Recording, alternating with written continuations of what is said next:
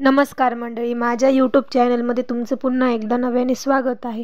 आज मी तुम्हाला दाखवणार आहे की पाऊस येण्यापासून तर पेरणीपर्यंत काय काय केलं जातं।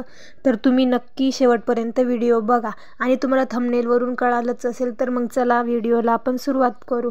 इथे बघू शकता तुम्ही पावसाला सुरुवात झालेली आहे आणि त्यानंतर थोडा थोडा पाऊस वाढलेला आहे। म्हणजे पाऊस आला म्हणून बळीराजा खूप जास्त सुकावलेला आहे। तर शेती पेरणीसाठी पाऊस हा खूप आवश्यक असतो। तर तुम्ही इथे बघू शकता, हे आमचं शेत आहे। शेतामध्ये आता थोडं थोडं पाणी साचायला लागून गेलेलं आहे। त्यानंतर आमच्या शेतामध्ये हे पूर्ण असं नदीचं स्वरूप झालेलं आहे। पेरणीसाठी म्हणजे एवढा पाऊस खूप आवश्यक असतो, म्हणजे जेणेकरून ती शेतीमध्ये पूर्ण ओलावा निर्माण केला जातो आणि मग पेरणीसाठी हा उपयुक्त असतो। तुम्ही इथे बघू शकता की आमच्या शेतामध्ये खूप जास्त पाऊस झालेला आहे आणि हे पूर्ण पाणी शेतामध्ये जिरून गेलेलं आहे। बघा, एवढी उष्णता असल्यामुळे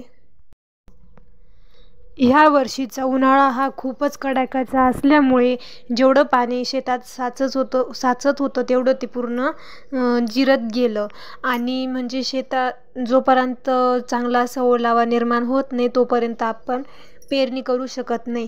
आता इथे बघू शकता तुम्ही, अजून जास्त जोरात पाऊस सुरू झालेला होता म्हणून हे जास्त अजून पाणी साचायला लागलेलं आहे। शेतामध्ये पाणी साचण्यासाठी हे वरती हे असे बाण घालावे लागतात, म्हणजे जेणेकरून आपल्या हे शेतात पाणी टिकून राहील जास्त वेळपर्यंत। इथे बघू शकता तुम्ही, अजून खूप जास्त जोराचा पाऊस आणि वारा सुद्धा चालू झालेला होता। इकडे आमच्याकडे जास्त पाऊस आणि जास्त वारा असल्यामुळे काही शेतकऱ्यांचे खूप जास्त प्रमाणात नुकसान झालेले आहेत। काहींचे घर, काहींचे पत्रे वगैरे असे काही उडून गेलेले आहेत आणि आमच्या घराला लागूनच हा छोटासा होळ आहे, म्हणजे छोटासा हा नाला म्हणतात त्याला। तर तिथून सुद्धा खूप जास्त प्रमाणात पाण्याचा प्रवाह सुरू झालेला होता। म्हणजे तुम्हाला अंदाज आलाच असेल की किती प्रमाणात आमच्याकडे पाऊस झालेला आहे।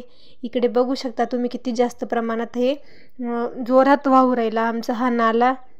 त्याच्यामुळे सुद्धा पेरणीला खूप छान झालेला आहे पाऊस।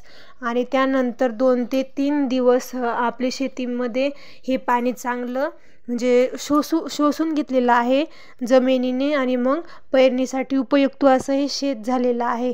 आणि मग इथे नांगरणी केल्यानंतर मग इथे आम्ही मक्याचं बी पेरलं आहे आणि त्याच्यानंतर बी पेरून झाल्यानंतर हे अशा प्रकारे ही फळी मारली जाते।